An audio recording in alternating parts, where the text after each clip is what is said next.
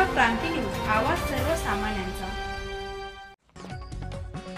शहादा मंगळवारी भरणार रोकडमल हनुमान यात्रा, भाविकांनी यात्रेचा लाभ घ्यावा, मंदिर ट्रस्टचे आवाहन।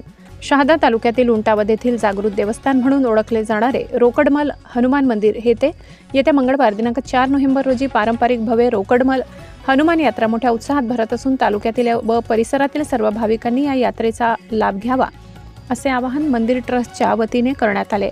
गोमई नदीच्या तीरावर वसलेले प्राचीन मंदिर भाविकांचे श्रद्धास्थान मानले जाते। दरवर्षी वैकुंठ चतुर्थी निमित्ताने येथे होणारी यात्रा ही शहादा परिसरातील प्रमुख धार्मिक जत्रांपैकी एक मानली जाते। यात्रेच्या दिवशी सकाळपासूनच मंदिर परिसरात दर्शनासाठी भाविकांची मोठी गर्दी होते।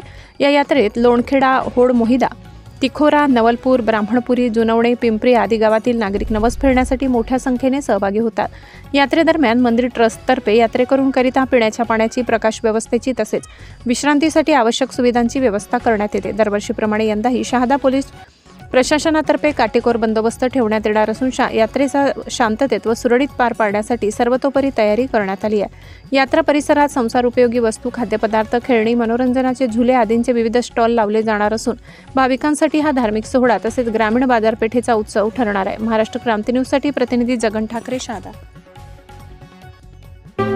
अशाच नवनवीन बातम्या पाहण्यासाठी आमच्या महाराष्ट्र क्रांती न्यूज या YouTube चॅनलला लाईक करा, सबस्क्राइब करा आणि बेल आयकॉनला प्रेस करा।